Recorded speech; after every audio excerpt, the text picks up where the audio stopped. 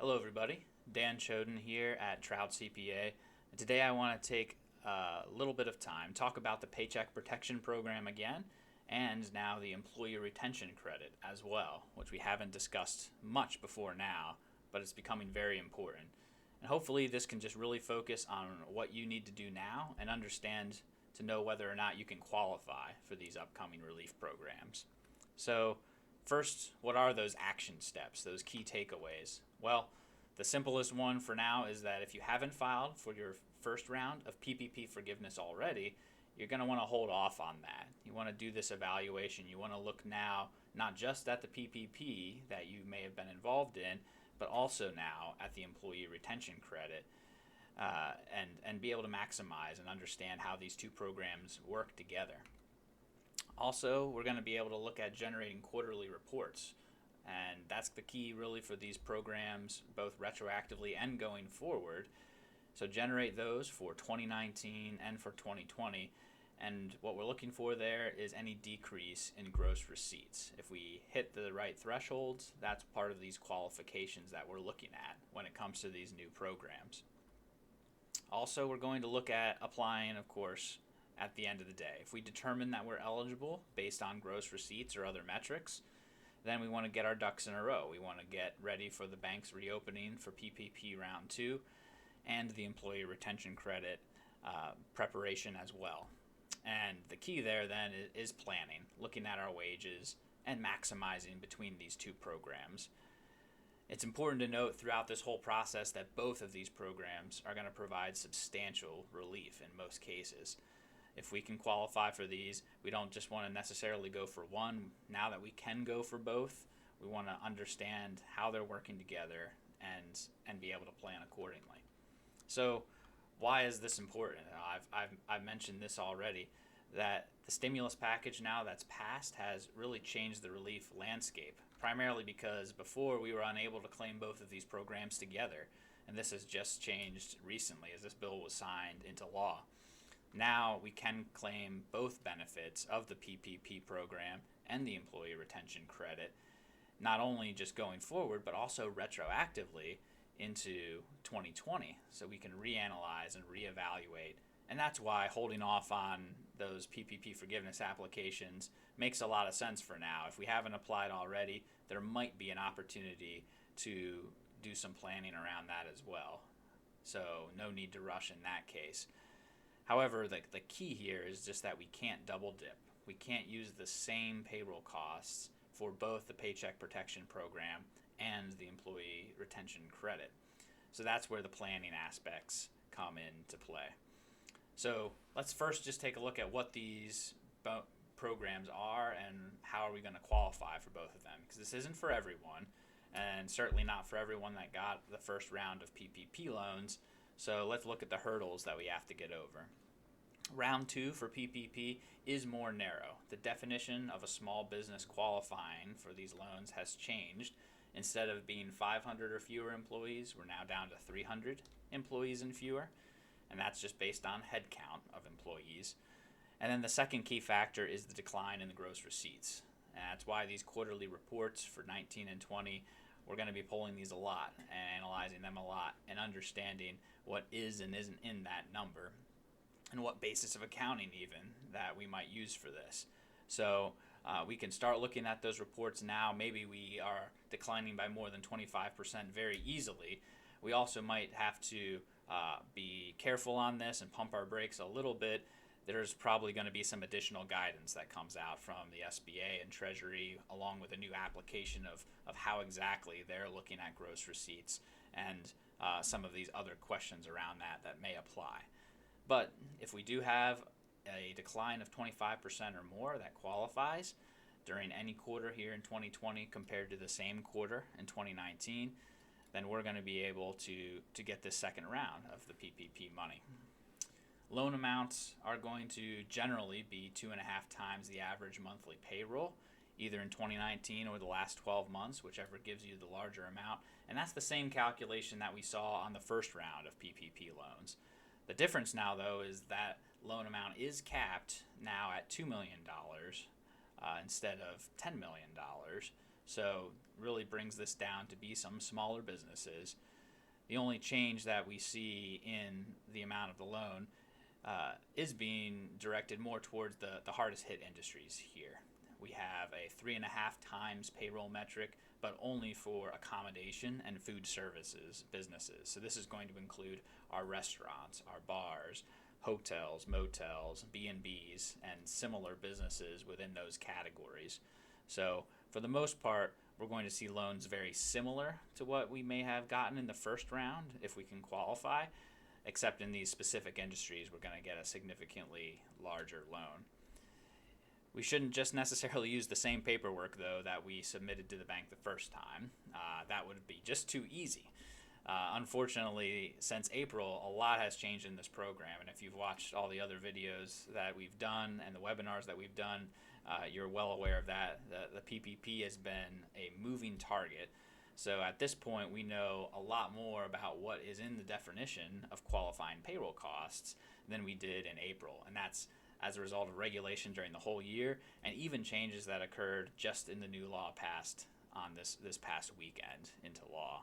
So we're going to be issuing new templates and working with clients again on being able to understand and maximize those loan amounts for whatever will be able to get them the biggest PPP loan that they can qualify for.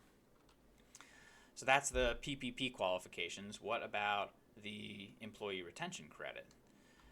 Well, a qualifying business in this case is going to have a decline in gross receipts as well compared to 2019. And this number is a lot higher for 2020. We're looking at a 50% decrease in gross receipts compared to 2019 for eligibility during 2020. However, with the employee retention credit, the rules are just different in 2020 versus 2021. 2021, that decline only has to be 20% for the first 2 quarters to qualify. So a lot more businesses may be eligible for the retention credit here in 2021 coming up than were eligible in 2020, just for this reason alone. But there's also a second factor here. If you don't have the declines in gross receipts, you may still be eligible for the retention credit if you were subject to a operational suspension because of a government order. So that would be a full shutdown, of course, but it could also be partial shutdowns if we have a business that has capacity limits, and the classic example here would be a restaurant. If somehow that restaurant was still doing well enough that it didn't meet these gross receipts thresholds of quarter over quarter dropping by 50%, well, now you can look to the fact that, well, all restaurants here in Pennsylvania have had capacity limits, forced to have only takeout first and then outdoor dining only. Also, even just still the capacity restrictions, we just can't fill the restaurant up on a Friday and a Saturday night like we used to. So those are what is defined as a partial suspension of operations. And the IRS has lots more examples about different types of businesses and different types of orders and how that affects their ability to be able to go for the retention credit if this really means that we have a suspension of operations. So a lot of facts and circumstances there, some gray area, and we will be more than happy to talk through those situations and make sure that we can qualify for this if possible. Also, for the retention credit, we have to qualify as a business at first, have a qualifying quarter, but then we also have to have qualifying wages within that quarter. It's not enough that our business is shut down or partially shut down. We have to pay wages during that same period. So what is included in our qualifying wages? This will be our gross wages and our healthcare costs that are paid within a qualifying quarter, and those wages start qualifying back on March 13th of this year and are going to go all the way through June 30th of 2021. So wages here are, though, going to be limited.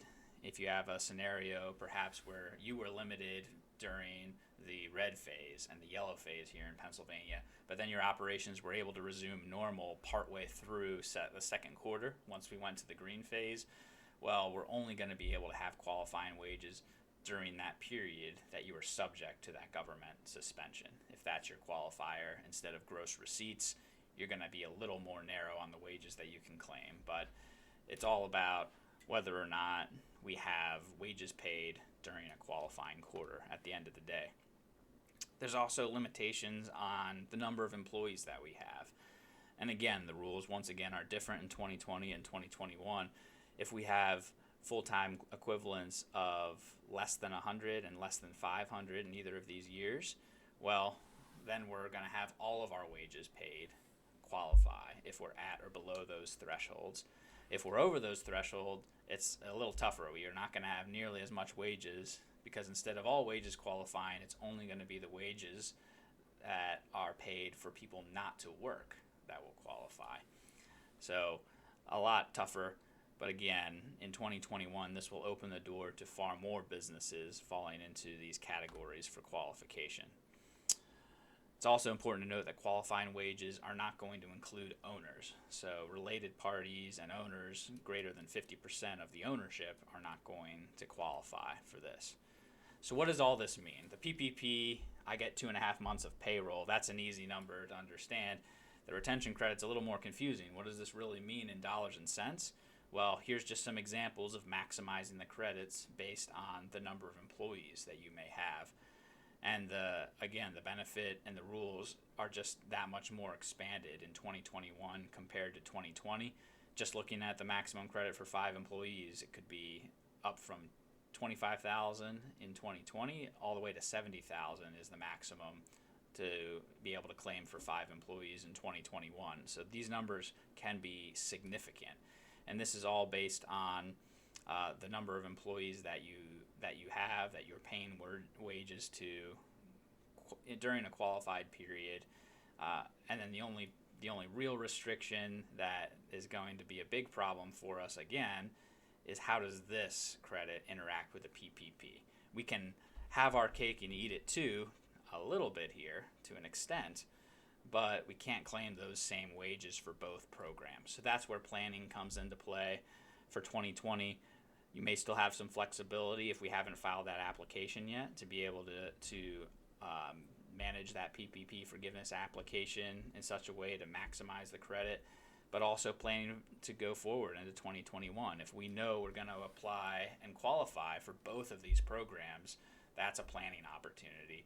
And we can be able to work and figure out the timing of our PPP, the timing of when we have different wages and even pay bonuses, even down to what are we claiming and the types of costs that we're claiming on our PPP forgiveness application for round 2.